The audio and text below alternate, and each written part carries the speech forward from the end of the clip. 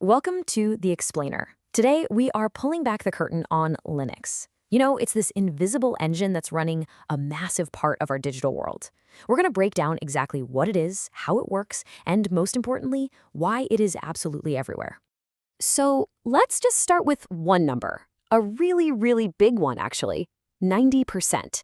It's a staggering figure, and it really sets the stage for just how dominant Linux is in the places that matter most. So what is that 90%? Well, that's the share of applications and services that basically run our world. We're talking about everything from the cloud servers that host your favorite websites to the supercomputers crunching scientific data, and they are all powered by a Linux operating system. It is, without a doubt, the backbone of the internet. So, how did this happen? How did this one operating system become so foundational to pretty much all of modern technology? Let's dig in and explore the core ideas that make it so powerful. But first, to really get Linux, we've got to take a quick step back and talk about what an operating system even is. It's kind of the unsung hero of any computer. You can think of it like the general manager of your computer. It's the go-between, the translator, that lets your software, like your web browser, communicate with the actual physical hardware, the processor and the memory. Without it, your apps would have no idea what to do. Okay, a super quick history lesson. The story really starts back in the 60s with Unix. But the real game changer, that happened in 1991. A student, Linus Torvalds, released his own version, the Linux kernel. And here's the kicker, he made it open source. That means the source code, the recipe, was made public for anyone to use, to change, and to improve, all for free. That one decision totally lit a fire under the community, and its popularity just exploded.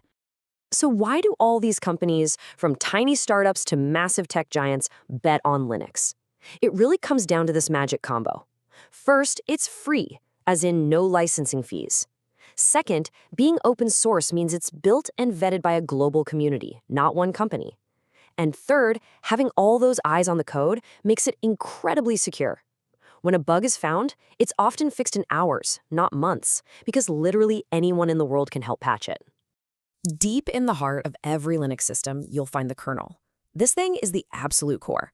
It's the very first program that fires up when your computer boots and the last one to shut down. The car engine analogy is perfect. It's the piece that does all the heavy lifting, managing what's running, handling memory, and talking directly to the hardware. Everything else is built around this powerful engine. So, okay, if the kernel is the engine, what's the chassis? What's the body built around it? Well, that brings us to the file system. And you can think of it just like a city map, organizing everything in a really logical, predictable way. Yeah, this city map analogy is probably the best way to picture it.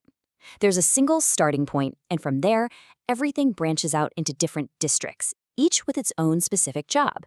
It's what keeps everything so neat and tidy. And check out how logical these districts are.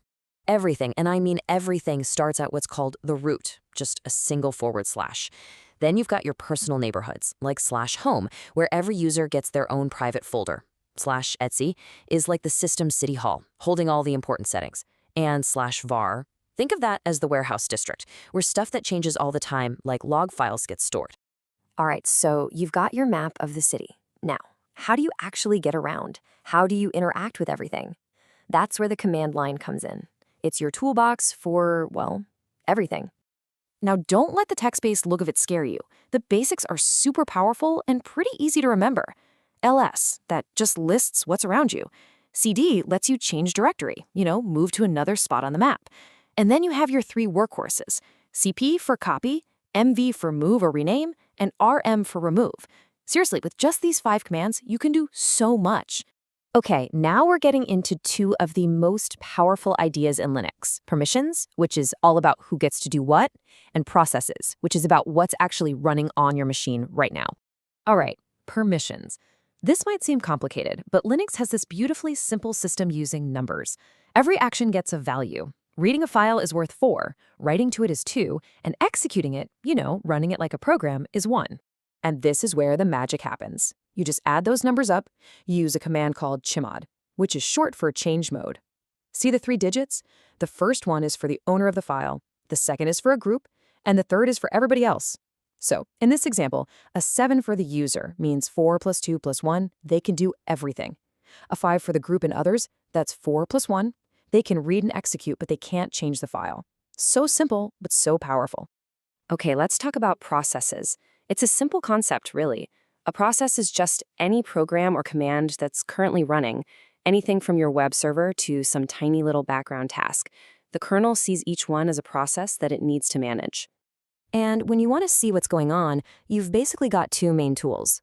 If you type PS, you get a snapshot, like taking a photo of all the processes running at that exact moment. But if you want to see things happening in real time, you use top. That gives you a live, constantly updating dashboard of what's using your CPU and memory. It's super handy. So what happens when a program misbehaves or freezes? Well, you have the ultimate override, the kill command. And yeah, it does pretty much what it sounds like.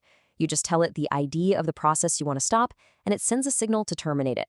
It's how you stay in control. Okay, so you have this amazing, powerful system. How do you get new software on it? You're not going to be hunting around the internet for installer files to download. Nope. Linux has a way more elegant and secure solution. It's called a package manager. And honestly, this concept is just brilliant. Think of it like having an app store, but one you use from the command line.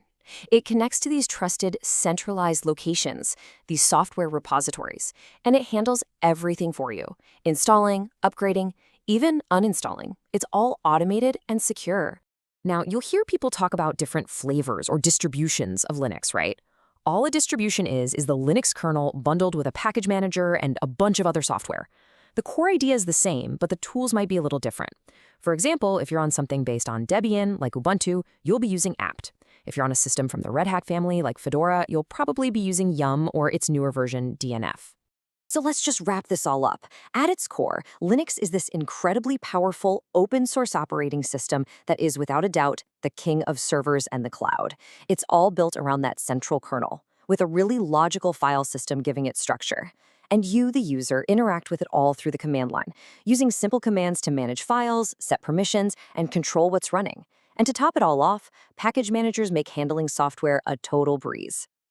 And really, it's that combination, that logical structure combined with these direct, powerful tools that makes Linux so amazing. It gives you a level of transparency and control that's just hard to find anywhere else.